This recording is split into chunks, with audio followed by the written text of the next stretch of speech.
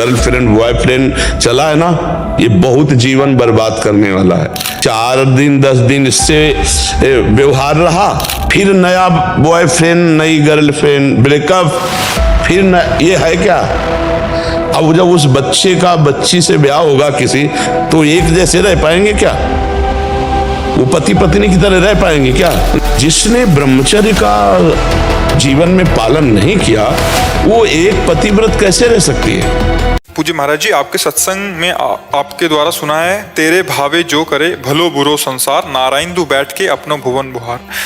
परंतु पूज्य महाराज जी, हम 24 घंटे जिस सधर्मणी के साथ रहते हैं, जिससे हम अलग नहीं हो सकते, वही यदि धर्मा अनुकूल आचरण ना करें, इसमें आप पूरा सत्संग सुनने पर ही रहस्य को समझ में आता है। अब जैसे कहा, तेरे भावे जो करे भलो बुरो संसार, नारायण तू बैठ के अपनो भुवन। वहां प्रसंग होता है जब भक्त किसी दूसरों पर दोष दर्शन करता है, और 2-3 को तो हमने दोष दर्शन करने का अधिकारी भी बताया है। जैसे गुरु अपने शिष्य के दोष दर्शन करेगा तभी तो उसको ठीक कर पाएगा, पिता अपने पुत्र के दोष दर्शन करेगा तभी तो उसका सुधार कर सकता है। तो इसी तरह पति अपनी पत्नी या पत्नी अपने पति के भीतर, दोनों एक सहधर्मिणी है। तो अगर पत्नी अधर्माचरण से युक्त है तो हम उसके अधर्माचरण को देखकर उसको दूर करने की बात रखेंगे, उसके सामने रखेंगे। तो इसका मतलब ये नहीं हुआ कि हमारा पुत्र हमारी पत्नी गलत मार्ग में जा रही तो तेरे भावे जो करे भलो बुरो संसार, नहीं, ऐसा नहीं। वो कहाँ के लिए बात है कि आप भक्ति पे चल रहे हो, दूसरा अधर्माचरण कर रहा है, भगवान जाने उठी। लेकिन अपने जो घर परिवार के हैं, अपने जो शिष्य हैं, अपने जो पुत्र हैं, उनके लिए थोड़ी अगर जो भावे सो करो, ऐसा नहीं है। मान लो राजा है तो प्रजा पर दोष दर्शन करके उसे शासन में रख सकता है, पिता है तो परिवार को सुव्यवस्थित रखने के लिए आवश्यक है देखना कि कौन किस मार्ग में जा रहा है, कौन कैसे आचरण कर रहा है। और ये तो हुआ इसका उत्तर। और आपकी जो समस्या है लाखों की समस्या है, और उसका कारण वही जो हम प्रायः कहते रहते हैं, जो गर्लफ्रेंड बॉयफ्रेंड चला है ना, ये बहुत जीवन बर्बाद करने वाला है। हमने स्पष्ट कहा है कि जैसे आज जो चला है कि 4 दिन 10 दिन इससे व्यवहार रहा, एक शब्द चला ब्रेकअप, फिर नया बॉयफ्रेंड नई गर्लफ्रेंड, ब्रेकअप, फिर ये है क्या? अब जब उस बच्चे का बच्ची से ब्याह होगा किसी, तो एक जैसे रह पाएंगे क्या? वो पति पत्नी की तरह रह पाएंगे क्या? नहीं, 10-15 दिन में फिर बदलेंगे। अगर जब बात खुल गई तो तलाक हो जाएगी, न बात नहीं खुली तो अगर दोनों अपने मौजेल में हो तो फिर आप अपने मार्ग चलो, आप अपने। जिसने ब्रह्मचर्य का जीवन में पालन नहीं किया, वो एक पतिव्रत कैसे रह सकती है?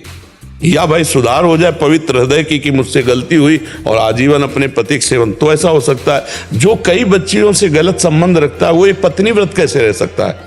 वो एक जगह नहीं चल पाएगा। आप देख लो ना, आँख खोल के देखो तो कैसा वातावरण बनता चला जा रहा है। पति अपनी लाइन, पत्नी अपनी लाइन। मतलब हमारा जो सनातन धर्म, हमारा जो गृहस्थ धर्म तो बड़ा पवित्र धर्म था। ब्याह तय कर जाते थे बुजुर्ग लोग, लड़का लड़की देखते ही नहीं थे, वो तो जब ब्याह होके आया तब देखते थे, और आजीवन निर्वाह करते थे, आजीवन निर्वाह करते थे। परिवार में सब समृद्ध बच्चे परिवार होते थे।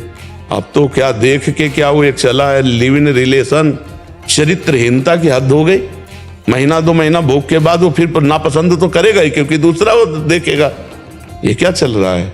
तो अब भाई पति पत्नी का निर्वाह इस नए समय में बहुत ही भगवान की असीम कृपा समझो जिनका हो जाए, नहीं तो ये जो चरित्र चल रहा है, ये पति पत्नी का जीवन निर्वाह कैसे होने देगा?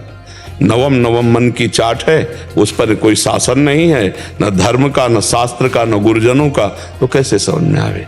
हाँ, कोई पवित्र दिमाग की, जैसे कि हमारे द्वारा गलती हुई, हम उसको जीवन में वो सुधार कर सकते हैं कि हो, जब तक गलती हुई हो गई, हमने अपने पति का वर्ण कर लिया, आप धर्म से चलेंगे, वो बात अलग है।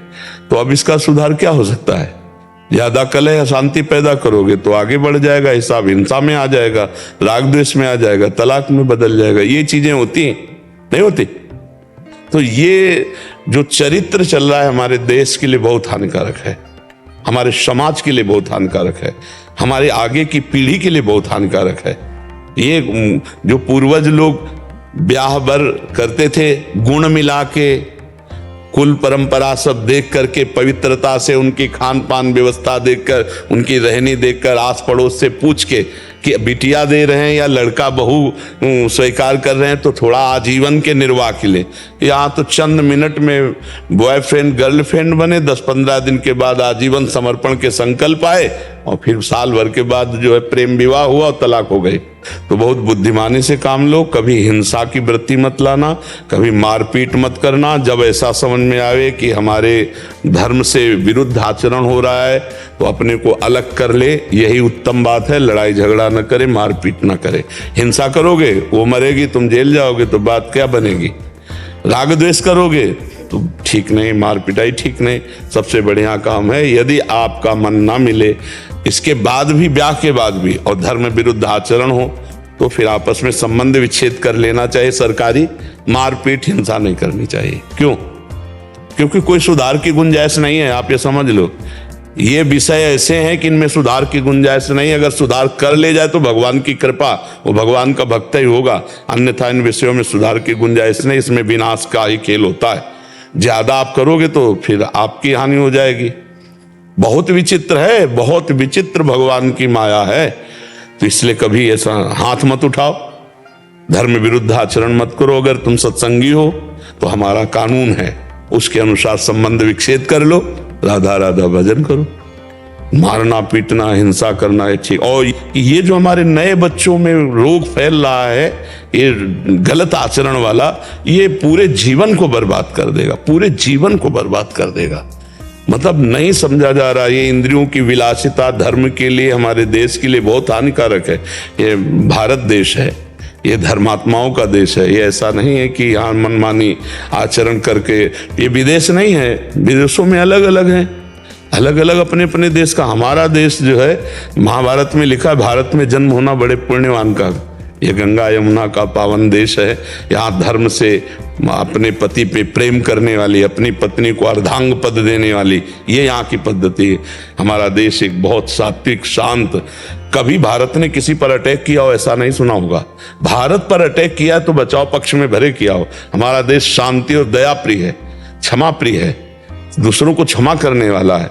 तो सबको अपने देश अपनी पद्धति के अनुसार चलना चाहिए। हमारा शास्त्र सम्मत देश है, शास्त्र के अनुसार ही हम चल सकते हैं। और शास्त्र के विरुद्ध गए तो अशांति दुख मिलेगा ही मिलेगा।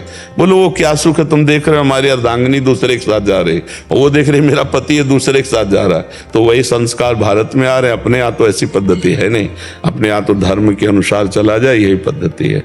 शांति से कानून की व्यवस्था के अनुसार अलग हो जाए। मारना पीटना ये धर्म के अनुकूल नहीं। मारना पीटना हिंसा करना, उसमें अपनी भी जिंदगी बर्बाद करे, दूसरे की भी जिंदगी।